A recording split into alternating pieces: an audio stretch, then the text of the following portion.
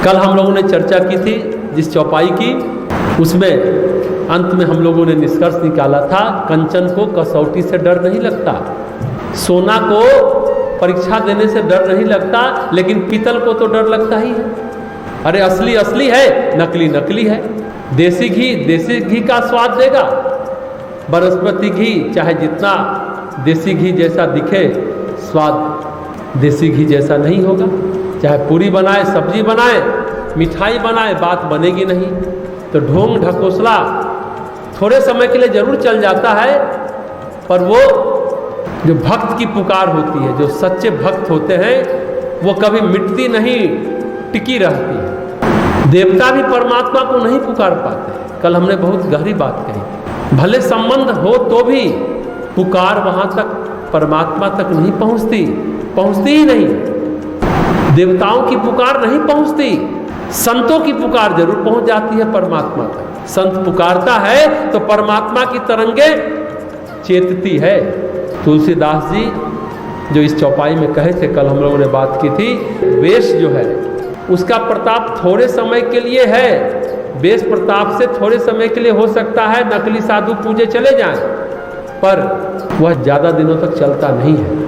जैसे कालनेमी रावण राहु का नहीं चला। कल हम लोगों ने इस प्रसंग पर चर्चा की थी। आज चर्चा करते हैं कि येहू कुवेश साधु सन्मान, जिमी जग जाम्बत हनुमान, हानि कुसंग सुसंगति लाहू, लो कहूँ वेद विदित सबका, लो कहूँ वेद विदित सबका। अरे बुरा वेश बना लेने पर भी साधु का सम्मान ही होता है। जैसे कौन बुरा वेश बना करके रहा, जैसे जगत में आप जामवंत और हनुमान जी का आप देखिए, हनुमान जी का वेश तो बंदर वाला है, जामवंत का तो रीछ वाला है, भालू वाला है, लेकिन उनका सम्मान होता है। तो बुरे संग से हानि और अच्छे संग से लाभ ही होता है। ये बात गोस्वामी जी इस चौपाई में कहते हैं। यह बात लोक और वेद में है और सभी लोग इसको जानते हैं। इसके पहले की चौपाई में हमने सुना था, जो हमने अभी चर्चा की, कि साधु का वेश बनाकर अपनी पूजा करा लेते हैं, मान बड़ाई पा लेते हैं। जो अच्छा वेश का सम्मान देते हैं वो अलग बात है, पर जो अच्छा वेश पर सम्मान और बुरे वेश पर अपमान देते हैं वो हमेशा सही नहीं रहते हैं। कई बार संतगण बंदर बनकर आ जाते हैं, रीछ बनकर आ जाते हैं, हनुमान और जामवंत की तरह। ध्यान रखना चाहिए, हमेशा व्यक्ति की पूजा नहीं, व्यक्तित्व की पूजा करनी चाहिए। बहुत गहरी बात है। व्यक्ति की पूजा मत करिए, व्यक्तित्व की पूजा करिए। व्यक्तित्व को पहचानना चाहिए, वेश के पीछे का सत्य जानने की कोशिश करनी चाहिए। व्यक्तित्व को पहचानने की हम कोशिश करें। जो वेश पहने हुए है, वेश दिख रहा है, उसके पीछे का सच क्या है, हमें जानने की कोशिश करनी चाहिए। एकनाथ महाराज महाराष्ट्र में एक संत हुए, उनके गुरु का नाम था जनार्दन पंत। जनार्दन पंत की बहुत सेवा एकनाथ कभी करते थे। गुरु बड़े प्रसन्न रहते थे। गुरु ने कहा प्रसन्नतापूर्वक कि हम तुम्हें अपने गुरु का दर्शन कराना चाहते। बड़े खुश हुए, बहुत अच्छी बात है, गुरु का दर्शन मिलेगा।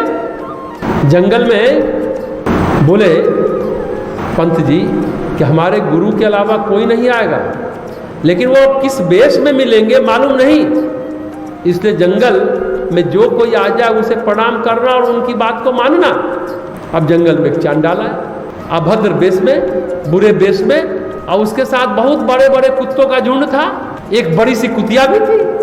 अब उस चांडाल ने कुतिया का दूध निकाला, खुद पिया, जनार्दन पंत और एकनाथ को भी प्रसाद के रूप में दूध दिया।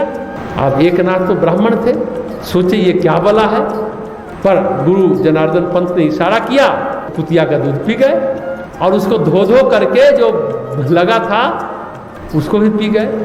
चांडाल बोला जनार्दन पंत से, लगता है तुम अपने चेले को सिखा पढ़ा कर लाए हो, चेले को सिखा पढ़ा कर लाए हो, बाद में अपने मूल वेश में प्रकट हुए तो दत्तात्रेय थे, और जो बड़ी कुतिया थी वो कामधेनु गाय थी। किए कुवेशु साधु सब मान। तो साधु को पहचानना आसान नहीं है। पीला से, गिरवा से, दाढ़ी से, तिलक से साधु नहीं पहचाना जाता। साधु पहचाना जाता है अपने अंतर चेतना से। जो अंतर चेतना को पहचान सकते हैं वही साधु को पहचान सकते हैं। अंतर चेतना को जो नहीं पहचान सकते तो वो साधु को भी नहीं पहचान सकते। फिर रावण कालनेमी भी साधु लगते हैं और राहु भी देवता लगते हैं। अगर वो चेतना हमारे अंदर विकसित नहीं हुई तो क्या होगा? बड़ी बात, रावण भी साधु लगेगा, कालनेमी भी साधु लगेगा, और राहु तो साक्षात देवता नजर आने लगेगा। अंतर चेतना नहीं पहचानने के कारण हनुमान और जामवंत साधु नहीं लगेंगे, पर हनुमान जी और जामवंत तो साधु हैं। तो वेश के प्रपंच में नहीं खोना चाहिए। इस चौपाई का गोस्वामी जी तुलसीदास यही निष्कर्ष देते हैं, यही प्रेरणा देते हैं कि वेश के प्रपंच में नहीं खो जाना चाहिए। तुलसीदास जी महाराज कहते हैं, हानि कुसंग सुसंगति लाहू, लोग कहूँ वेद विदित सबका। ध्यान रखना चाहिए, कुसंग की हानि और सुसंग के साथ लाभ बड़े स्पष्ट हैं। लोग भी ये बात कहते हैं और वेद शास्त्र भी ये बात कहते हैं। ध्यान रखने की बात है, आपको संग किसका करना है, किसका संग करना है? रावण का करना है जो सुवेश में है, या हनुमान का करना है जो कुवेश में? तो हमको पहचानना है, बात है पहचानने की, सिर्फ और सिर्फ पहचानने की बात है। हर जगह ऐसा नहीं होता कि अंदर बाहर एक होता है।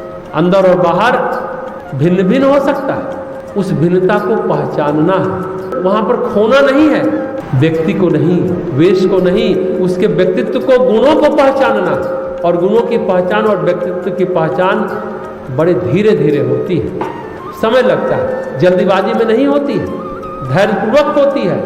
कबीर कहते हैं ना, हीरा पाया गांठ गठियाया, बार बार फिर क्यों खोले? एक बार हीरा पा लिया, गांठ में बांध कर रख लिए, बार बार खोल कर ना देखिए। एक बार पहचानने की बात है, फिर पहचान लिया तो फिर संशय नहीं, फिर मन में कोई दुविधा नहीं। तो जो अच्छा आदमी होगा, जिसके पास आध्यात्मिक ऊर्जा होगी, वो आपको आसानी से भटकने नहीं देगा, क्योंकि उसको भीड़ की चिंता नहीं है। वो आसानी से भटकने नहीं देगा। जिसको भीड़ की चिंता है ना, भीड़ जिसको बढ़ानी है, पैसा इकट्ठा करना है, उसकी बात अलग है। ऐसे साधु संत की वो बताएंगे कथा में, श्रवण के लिए महात्मा जी को इतना दो, हवन कुंड पर बैठने के लिए इतना दो, और जहाँ ऐसा आडंबर नहीं है उसको पहचानना मुश्किल है। धर्मशाला या मठ मंदिर में साधु या साधुता नहीं रहती है। साधु और साधुता अनेक आवरणों के पीछे छुपी रहती है। बात सही है।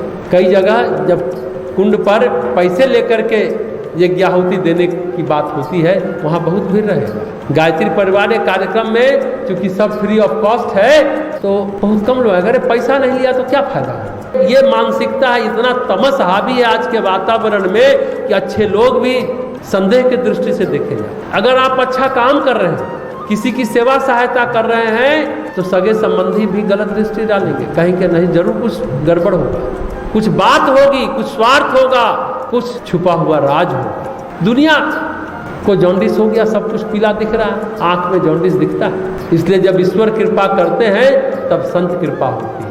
असंत कृपा होने पर यह जानने की ईश्वर कृपा अपने आप हो जाती है। अभी हमने गीत में भी सुना ना, कृपा की एक किरण गुरुवर हमारी ओर कर देना। गुरु की कृपा हो गई, संत की कृपा हो गई, तो मान लीजिए, जान लीजिए, समझ लीजिए कि भगवान की कृपा अपने आप हो गई, ईश्वर कृपा अपने आप हो गई। गुरु की कृपा और ईश्वर की कृपा में कोई फर्क नहीं है, संत की कृपा और ईश्वर की कृपा में कोई फर्क नहीं है। तो हनुमान जी मिलेंगे, जामवंत मिलेंगे, आप पहचान लेंगे, बहुत खुशी की बात होगी। पर आसान नहीं है पहचानना, और इन सबके संग का प्रभाव बहुत ही स्पष्ट है। बात यह है कि कैसे पहचाने, इसके लिए वही बात आती है जो इस बार के प्रसंग को हम शुरू से प्रतिदिन कहते आ रहे हैं। कैसे? वह है अंतर विवेक।